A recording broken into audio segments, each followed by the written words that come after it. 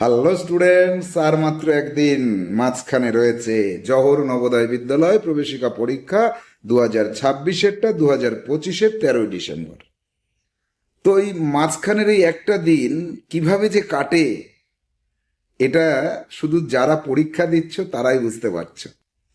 আর সময় কাটছে না, আর সময় কাটছে না, কবে শনিবার 10:30 বাজবে, কখন এই যে উৎকণ্ঠা, এই উৎকণ্ঠার অবসান হবে, পরীক্ষার হলে পৌঁছে যাবে, প্রশ্নপত্র পেয়ে যাবে। এখন আমি তোমাদের জানাবো সেটা হচ্ছে পরীক্ষায় কি কি আসবে, এবছরের পরীক্ষায় কি কি আসবে। গত বছরের কোশ্চেন পেপারটা আমি তোমাদেরকে দিয়েছি, সেটাকে একবার দেখতে হবে শুক্রবারে, পরীক্ষার আগের দিন। ওটাকে দেখার পাশাপাশি তোমাকে আইডিয়া নিতে হবে যে ওই যে গত বছরের কোশ্চেন পেপারে যে প্রশ্নগুলো বেশি বেশি করে রয়েছে, রিপিট করা হয়েছে, সেই প্রশ্নগুলোকে কম গুরুত্ব দিতে হবে। আর কি বাদবাকি সব করতে হবে? না, সব তো করা যাবে না। পরীক্ষার আগের দিন তেমন কিছুই করা যাবে না। কেন? কারণ পরীক্ষায় যা যা আসবে সব তুমি পারবে। কেন পারবে? কারণ আমি তোমাদেরকে 100টা অনুশীলন পত্র, 50টা প্র্যাকটিস সেট, 30টা মক টেস্ট, 50টা মডেল কোশ্চেন পেপার আর 100টা প্র্যাকটিস সেটের মধ্যে থেকে 80টা, এই যে যা করিয়েছি, এর বাইরে একটা অঙ্ক পরীক্ষায় আসবে না। বাংলা যেটা আমি তোমাদের লাইভ করে দেখিয়েছি, সেটাতে যে 20টা টাইপের কোশ্চেন দেখিয়েছি, এই 20টা টাইপের বাইরে একটা কোশ্চেন গঠিত হওয়া অসম্ভব। তাহলে তুমি লাস্ট টাইম সাজেশন বইতে বাংলা যেটুকু করেছো সেইটাকে আর একবার একটু দেখে নেবে, জাস্ট দেখে নেওয়া, আর কিছু না। এর মধ্যে বাংলা পেয়ে যাচ্ছ, এর মধ্যে অঙ্ক পেয়ে যাচ্ছ, অঙ্ক আর কিছু দেখতে হবে না, অঙ্ক যা হয়েছে হয়েছে, এর মধ্যে পেয়ে যাচ্ছ। ভাবতে পারছো 400খানা কোশ্চেন সেট আমার কাছে রয়েছে, তার মধ্যে থেকে প্রায় 300 তোমাদের করিয়ে দিয়েছি।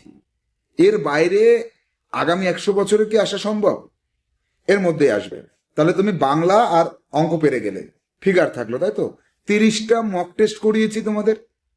মক টেস্টের কোশ্চেন পেপারে যে ফিগারগুলো রয়েছে, সেই ফিগারগুলো একবার শুধু প্রত্যেকটা ফিগারকে একবার করে দেখে যেতে হবে। যদি সেটাও না ইচ্ছে করে তাহলে দরকার নেই।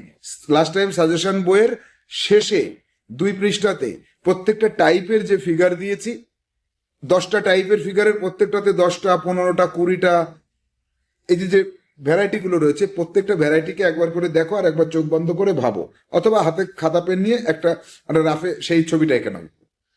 ওটা হচ্ছে ফিগারের ধরন, অত ধরনের ফিগার হয়। ব্যাস, এটা খেলার ছলে, পরীক্ষার আগের দিনটা থাকবে খেলার ছলে।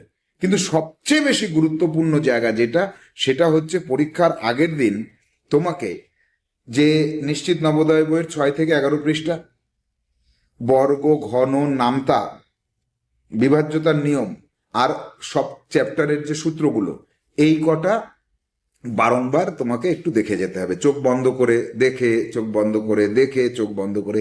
এটা হচ্ছে সব থেকে গুরুত্বপূর্ণ বিষয়। এই যে যা কিছু বললাম, এই সবকটা বিষয় এই লাস্টের 2 দিন, আজকের অর্ধেক দিন আর শুক্রবারের একদিন, এটা যদি তুমি করতে পারো, তাহলে নিশ্চিন্তে তুমি পরীক্ষা দিয়ে বাড়ি এসে নবোদয় স্কুলে যাওয়ার জন্য ব্যাগপত্র গোছাতে শুরু করে দাও। কারণ তোমাকে তো যেতে হবে ওখানে, তাই না? এই যে তুমি যা পরিশ্রম করেছো, তোমার জন্য আমরা যা পরিশ্রম করেছি, সমগ্র ভারতবর্ষ জুড়ে যত স্টুডেন্ট পড়ছে, মনে রাখবে এতটা কিন্তু কেউ করেনি। তাহলে তোমার চান্স কেন হবে না? তোমার তো অবশ্যই চান্স হবে। আর পরীক্ষা দিয়ে বাড়ি আসার পরে 7 দিন ছুটি, 20 তারিখ থেকে শুরু হবে তোমাদের স্পোকেন ইংলিশ। কেন? ওই স্কুলটা তো ইংলিশ মিডিয়ামের স্কুল, তাই না? ওখানে গিয়ে ইংলিশে বইপত্র পড়তে হবে, ওখানে গিয়ে ইংলিশে কথা বলতে হবে, ইংলিশে তোমাকে কেউ কিছু বললে সেটা বুঝতে হবে, ইংলিশে তোমার লিখতে হবে। তো অত ইংলিশকে আমি পারবো?